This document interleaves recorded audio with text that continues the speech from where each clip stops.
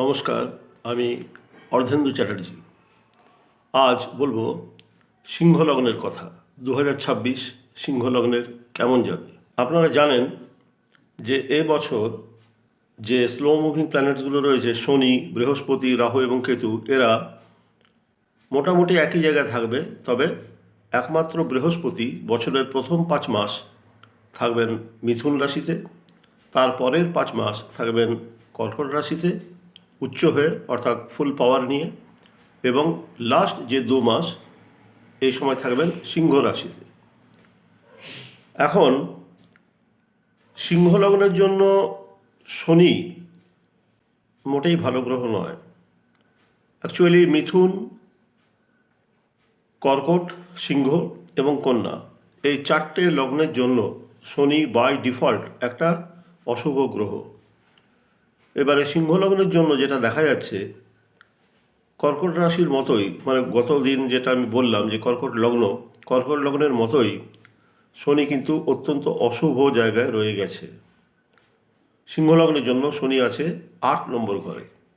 8 নম্বর ঘর থেকে যাবতীয় মনোকষ্ট, শারীরিক কষ্ট, দুঃখ, চাপা ক্রোধ এবং এমন কিছু কষ্ট যেগুলো কারোর সঙ্গে শেয়ার করা যায় না, এই ধরনের মানসিক যন্ত্রণা, এগুলো সমস্ত 8 নম্বর ঘর থেকে পাওয়া যায়।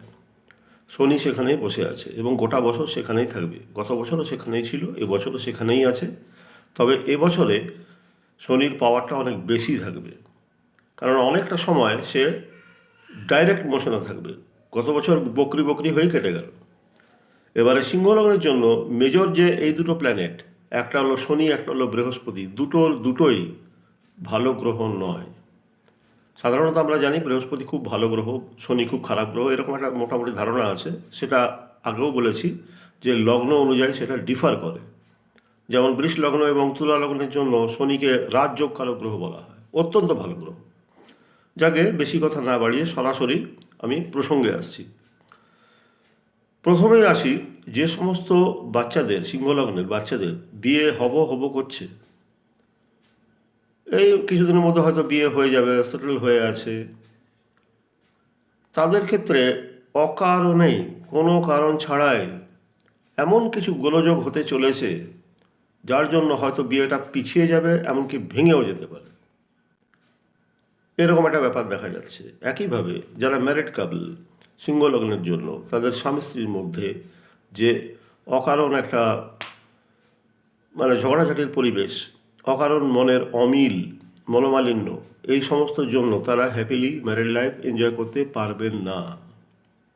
কারণ শনি এখানে 7 নম্বর ঘরের মালিক হলে কি হবে, সে 8-এরও বসে আছে, 8-এর রেজাল্টটাও দেবে এবং 6 রেজাল্টটাও দেবে। আপনারা জানেন যে 6, 8, 12 এই 3টে ঘরকে বলা হয় মেলফিক হাউসেস, খুব খারাপ 3টে ঘর। তো বোঝাই যাচ্ছে যে পার্টনার হাউসটা কর্কট লগ্নের মতোই অত্যন্ত খারাপ পজিশনে রয়েছে এবছর। এবারে বিয়ে বলুন বা পার্টনারশিপ বলুন বা এনগেজমেন্ট বলুন, কারোর সঙ্গে কোনো কন্ট্রাক্ট বলুন, এগুলো প্রত্যেকটার ক্ষেত্রেই পার্টনারের লাভ, আপনার নিজের ক্ষতি, এটাই ইন্ডিকেশনটা দিচ্ছে। সিংহ লগ্নের ক্ষেত্রে শনির এই মুহূর্তে দৃষ্টি আছে 10th হাউসে। 10th মানে হচ্ছে হাউস অফ প্রফেশন। অর্থাৎ সিংহ লগ্নের যারা জাতক জাতিকা, তারা তাদের কর্মক্ষেত্রে অত্যন্ত চাপের মধ্যে ছিলেন এবং আছেন এবং থাকবেন, কিছু করার নেই। কর্কট লগ্নের মতোই এদের উপরও প্রচুর চাপ দিয়ে দেওয়া হচ্ছে। মিথুন লগ্নের ক্ষেত্রে কথাটা বলেছিলাম, কর্মস্থানের উপর একটা অকারণ চাপ তৈরি করা, মানসিক যন্ত্রণা তৈরি করা, এবং বিশেষ করে আইটি সেক্টরে যারা আছেন তাদের অবস্থা প্রায় শোচনীয়, মানে পালাবো করছে না, এরকম একটা অবস্থা। আর এই প্রেশারটা ক্রিয়েট হচ্ছে মূলত তার থেকে কম যোগ্যতা সম্পন্ন কোনো ব্যক্তি তার মাথার উপরে থাকার জন্য। এটা খুব স্বাভাবিক ব্যাপার। যার যোগ্যতা নেই তাকে যদি একটা অনেক উঁচু জায়গায় বসিয়ে দেওয়া হয়, সে তার পাওয়ারের মিস ইউজ করে, এটা আমরা জানি। এবং সেটা এই সিংহলগ্নের জন্য এবছর হাড়ে হাড়ে টের পাবেন তারা। আর ঠিক এই কারণেই সিংহলগ্নের যারা, বিশেষ করে মহিলারা, প্রচণ্ড মানসিক যন্ত্রণায় থাকবেন এবছর। বুঝতে পেরেছেন? আর এই কারণেই যে জবের উপরে মানে বর্তমান কর্মস্থানের উপরে এত বেশি প্রেশার, তারা লোড না নিতে পারার জন্য তারা জব চেঞ্জ করার কথা ভাববেন। এমনকি তাদেরকে কারুকে জব থেকে ছাঁটাই করে দেওয়া হয়ে যেতে পারে। মানে বোঝাই যাচ্ছে যে ম্যানেজের ক্ষেত্রে, পার্টনারশিপের ক্ষেত্রে এবং প্রফেশনের ক্ষেত্রে তিনটে জায়গায় খুবই খারাপ অবস্থা আছে সিংহলগ্নে, খুবই খারাপ অবস্থা আছে। তবে যারা police department, security service, defence বা এই ধরনের বর্ডার সিকিউরিটি ফোর্স, এই ধরনের জবের সঙ্গে কানেক্ট হতে চাইছেন, এবছরে তাদের জন্য কিন্তু একটা অ্যাম্পল স্কোপ আসছে। বেশ ভালো রকমের রিক্রুটমেন্ট হতে চলেছে। সুতরাং এদিকটা আপনারা একটু খোঁজখবর রাখুন। যারা চাকরি প্রার্থী, অনেক বেকার যুবক, তারা এদিকটা একটু খোঁজখবর রাখুন। এবছর কিন্তু অনেক সিকিউরিটি সার্ভিসের জন্য প্রচুর ছেলে এনগেজড হবেন। এরপরে আসি হেলথের দিকে, একটু ছুঁয়ে যাই। সিংহলগ্নের জন্য শনি যেহেতু খুব খারাপ গ্রহ, আমি আগেও বলেছি, শনির আন্ডারে থাকে আমাদের সেন্ট্রাল নার্ভাস সিস্টেম এবং ওসিয়াস সিস্টেম, বনি সিস্টেম অর্থাৎ হাড়। তাহলে এই যে শনির দৃষ্টি পড়ছে আপনার সেকেন্ড হাউসে, সেকেন্ড হাউস মানে হচ্ছে হাউস অফ ফ্যামিলি, যেমন একই সঙ্গে আপনার মুখ, চোখ, গলা, এই যে সেকেন্ড পোর্শন, 1 নম্বর মানে হচ্ছে মাথা, 2 নম্বর মানে হচ্ছে মুখ এবং কলারবোন পর্যন্ত, এর উপরে শনির তীব্র দৃষ্টি থাকার জন্য দাঁতের প্রবলেম, মুখের প্রবলেম, গলার problem, glandular inflammation and infection, এগুলো চলতেই থাকবে। ঠান্ডা থেকে একটু সতর্ক থাকুন, কেননা শনি মানে হচ্ছে হিমশীতল বরফ। তাই একটু এই শীতকালটাতে একটু সতর্কতার সঙ্গে থাকুন, নাহলে কিন্তু আপনাকে ভাইরাল ইনফেকশনের জন্য মাঝে মধ্যে ডাক্তারের কাছে দৌড়তে হবে। এরপর আপনি আসুন, যেসব মহিলারা প্রেগনেন্ট আছেন, কিছুদিনের মধ্যে হয়তো বাচ্চা হবে, ডাক্তার ডেট দিয়ে দিয়েছেন, কিন্তু প্রবলেমটা হচ্ছে যে এই মুহূর্তে সিংহলগ্নের 2 নম্বর ঘরের সঙ্গে 5 নম্বর ঘরের উপরেও দৃষ্টি আছে মূর্তিমান শনির। বিশেষত প্রথম 5 মাস, যতক্ষণ না বৃহস্পতি কর্কটে আসছে, জুন থেকে অক্টোবর, এই সময় বৃহস্পতি আসার জন্য আপনারা জানেন শনির উপর বৃহস্পতির দৃষ্টি থাকবে এবং শনির কুপ্রভাব কিছুটা হলেও কম হবে। কিন্তু প্রথম 5 মাস যাবেন কোথায়? এই সময় সিংহলগ্নের সেকেন্ড হাউস এবং ফিফথ হাউস গত বছরও ছিল, এবছর আরও তীব্রভাবে শনির কবলে পড়ে গেছে। সেকেন্ড থেকে পাওয়া যায় হাউস অফ ফ্যামিলি, অর্থাৎ আপনার ফ্যামিলিতে আনন্যাচারাল ডেথ, বলবো না, ন্যাচারাল ডেথও হতে পারে, ডেথ, সেপারেশন ইন ফ্যামিলি, প্রথম সন্তানের সঙ্গে দূরত্ব এবং তার সঙ্গে মনোমালিন্য। এবং সিংহলগ্ন সাধারণত আপনারা জানেন যে এরা খুব তেজি হন এবং নিজের মতে এরা একেবারে স্থির থাকেন, ডিটারমাইন্ড থাকেন। তারা সাধারণত চান সবাইকে হেল্প করতে, কিন্তু যদি কাউকে দেখা যায়, সিংহলগ্ন যদি দেখেন যে তার আড়ালে বা তার কানে এসে পৌঁছয় যে তার ব্যাপারে কেউ কিছু উল্টোপাল্টা বলেছে, তাহলে কিন্তু সিংহলগ্ন সেটা একেবারেই বরদাস্ত করতে পারে না। এই কারণেই সেকেন্ড হাউস এবং ফিফথ হাউসের উপর শনির পুরো দৃষ্টি থাকার জন্য তার ফ্যামিলিতে ডিস্টারবেন্স, প্রথম সন্তানের সঙ্গে অত্যন্ত খারাপ রিলেশনস, আর বা যদি একমাত্র সন্তান হয় তাহলে তার থেকে দূরে চলে যাওয়া, এই ধরনের ব্যাপার স্যাপারগুলো থেকে যাচ্ছে। একই সঙ্গে যারা প্রেগনেন্ট মহিলা, তাদের বাচ্চা হবার ক্ষেত্রে প্রচণ্ড জটিলতা তৈরি হবে।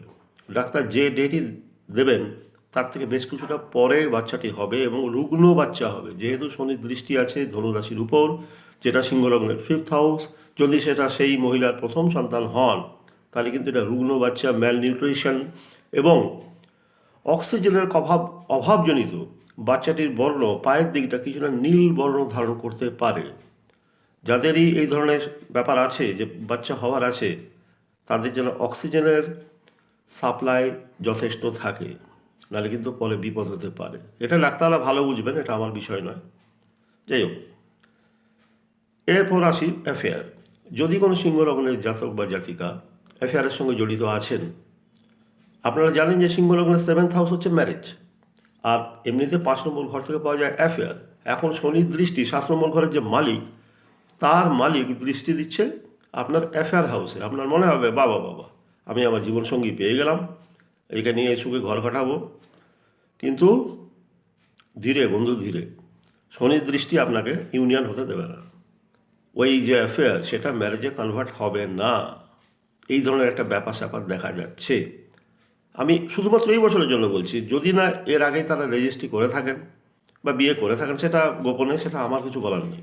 কিন্তু এই বছরে যদি নতুন করে ব্যাপার স্যাপার এই ধরনের এগোয়, তাহলে কিন্তু সেটা ম্যারেজে কনভার্ট হবার ক্ষেত্রে প্রচণ্ড বাধা আসবে।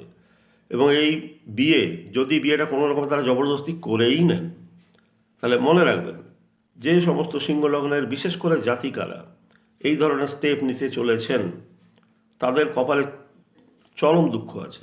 আমি আগেই বলেছি যে পার্টনার আপনার গেন করবে, আপনি লুজ করবেন। অর্থাৎ যাকেই আপনি বিয়ে করুন না কেন, লাভটা তারই হবে। আপনার প্রপার্টি বলুন, আপনার পয়সা বলুন, সমস্ত তার হাতে চলে যাবে এবং তিনি সেটা নিয়ে জাস্ট খেলা করবেন। আপনার শুধু চোখ চেয়ে দেখা ছাড়া আর কিছুই থাকবে না।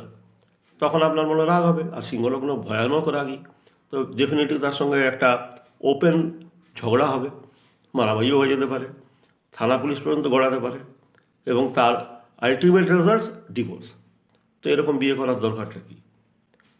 সুতরাং পার্টনার চয়েসের ক্ষেত্রে ভীষণ ভীষণ সতর্ক থাকুন এবছরটা।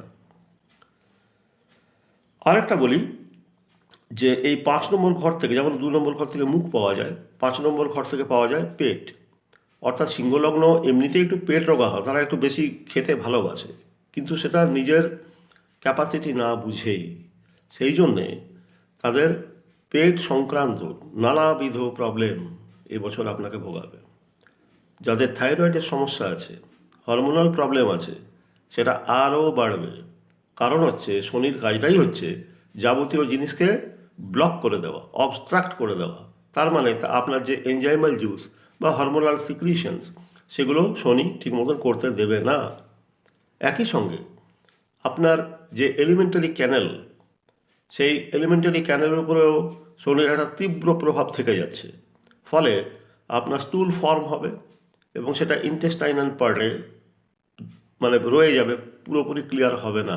ফলে গ্যাস অম্বলের এটা আপনি ধরেই রাখুন একটা আপনার পৈতৃক সম্পত্তি হয়ে গেছে। আমি শুধু একটাই বলবো, আমি ডাক্তার নই, কিন্তু শুধু একটাই বলবো যে খাবার পর ঠান্ডা জল না খেয়ে যদি ঈষদুষ্ণ জল খান, তাহলে আপনার হজমের ক্ষেত্রে অনেক সুবিধা হবে। শুধু এটুকুই, তার বেশি আমি কিছু বলছি না, আমি ডাক্তার নই। মোদ্দা কথাটা হলো এই যে আপনি হেলথ বলুন, আপনার ফ্যামিলি বলুন, আপনার প্রফেশন বলুন, আপনার ম্যারেজ বলুন, ম্যারেড লাইফ বলুন, ইভেন প্রেগনেন্সির বলুন, প্রত্যেকটার ক্ষেত্রে শনি কিন্তু এই বছর চরম বাধা তৈরি করছে। ফলে বছরটা কর্কট লগ্নের মতোই ভালো যাচ্ছে না। এ প্রসঙ্গে বলি, আমি নিজে সিংহ লগ্নে সিংহ রাশি। গত বছর শনি ঢুকেছিল আমার 8 নম্বর ঘরে, এবছরও আছে। ন্যাচারালি আমার সেকেন্ড হাউস এবং ফিফথ হাউসের উপর তীব্র দৃষ্টি আছে, এবং আমার দুটো দৈহিক ক্ষতি করে দিয়ে সে চলে গেছে অলরেডি। আমি ডিটেলসে গেলাম না। আমি এটুকু শুধু বোঝাতে চাইছি যে গ্রহদের এই যে নির্দিষ্ট ফল, সেটা ভালোই হোক আর খারাপ হোক, সেটা আপনার হাতে নেই। আপনি জাস্ট ওয়েট করবেন ভালো সময়ের জন্য। সিংহলগ্নের জন্য শেষ কথা, কিন্তু সবথেকে গুরুত্বপূর্ণ কথা, ভগবান সূর্যের আরাধনা করবেন, সূর্য প্রণাম করবেন, এবং ভগবান শিবের ওম নমঃ শিবায় এই মন্ত্রটি অবশ্যই জপ করবেন। ভালো থাকবেন। নমস্কার।